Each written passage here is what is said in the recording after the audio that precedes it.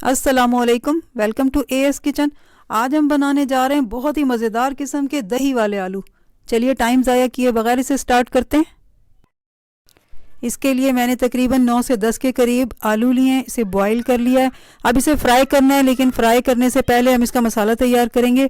दही में दही लिया 250 ग्राम। अब इसमें ऐड करूँगी 1 टेबल स्पून के करीब लाल मिर्च पाउडर और हाफ़ टेबल स्पून इसमें हम ऐड करेंगे गरम मसाला पाउडर।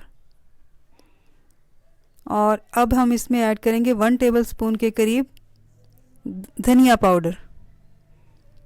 और अब हम इसमें हाफ़ टेबल स्पून के करीब ऐड करेंगे ज़ीरा पाउडर। और अब हम इसमें ऐड करेंगे हाफ़ टेबल स्पून हल्दी पाउडर। और अब हम इसमें ऐड करेंगे 1 टेबल स्पून के करीब कसूरी मेथी।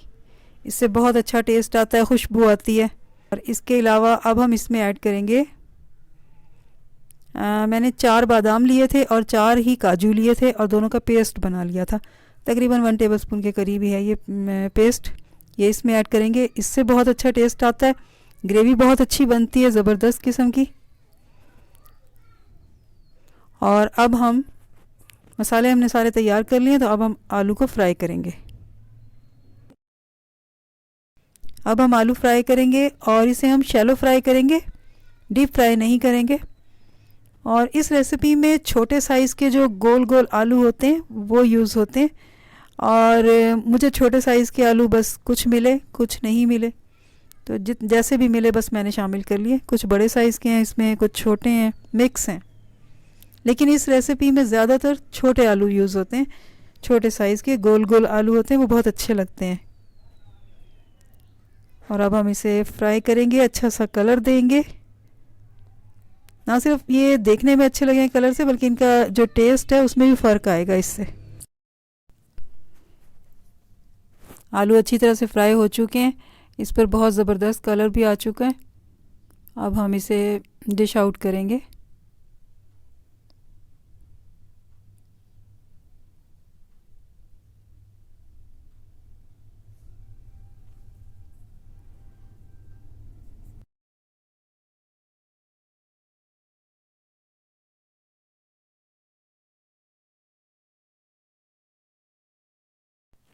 मीडियम साइज़ की एक प्याज चॉप्ड करके ऐड करेंगे।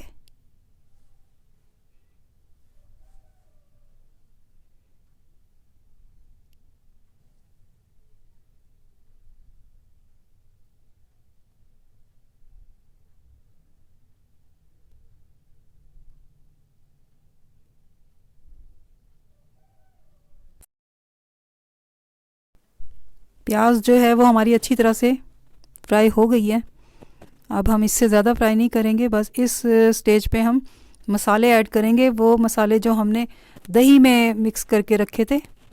तो इन मसालों को दही में मिक्स करने से पहले दही को फेंट लीजिएगा। दही को फेंटने के बाद फिर मसाले उसमें ऐड कीजिएगा। और जब ये मसाले ऐड करने हैं तो फ्लेम को लो कर दीजिएगा। और इसके साथ ही अदरक लहसुन का पेस्ट भी शामिल कर देंगे। सारे मसालों को एक साथ हम भूनेंगे। हम इसमें और कोई मज़ीद पानी ऐड नहीं करेंगे। दही का अपना ही इतना पानी होता है कि और पानी की ज़रूरत भी नहीं पड़ेगी। इसे अच्छी तरह से हम भूनेंगे।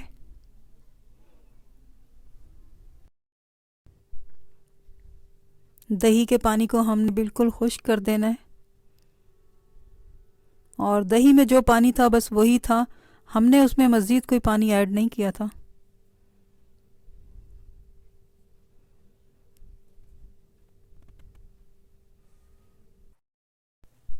इसे अच्छी तरह से भूनना है। और जब दही को घी में ऐड करते हैं, गरम घी में, तो फ्लेम को लो कर देना चाहिए ताकि दही जो है वो फटे ना, वरना ये होता है कि दही जो फट भी जाता है।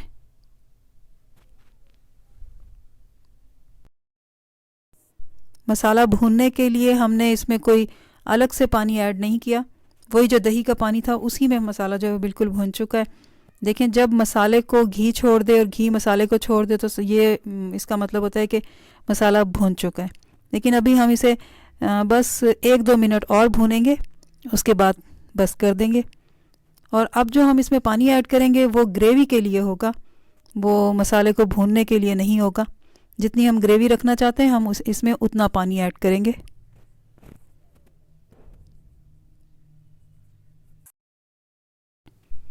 मसाले को मैंने मज़ीद 2-3 मिनट तक भून लिया है।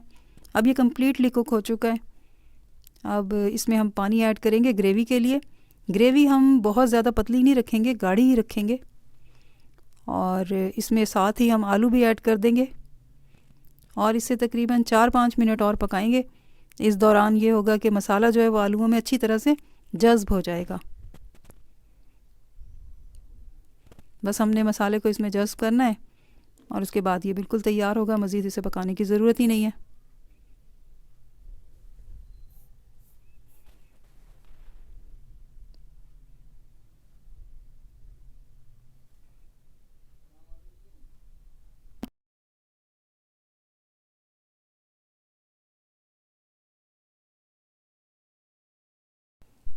आलू जो हैं मसाले के साथ बहुत अच्छी तरह से कुक हो गए हैं। अब आलूओं में भी इसका टेस्ट जो है वो आ चुका है और अब हमारे जो दही वाले आलू हैं वो बिल्कुल रेडी हैं। अब हम इसे डिश आउट करेंगे।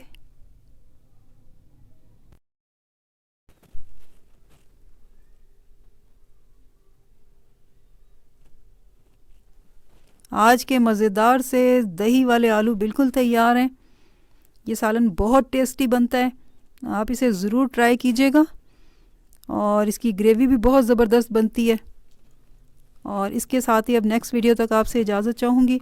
मिलते हैं नेक्स्ट वीडियो में एक और रेसिपी के साथ। अल्लाह हाफ़िज़।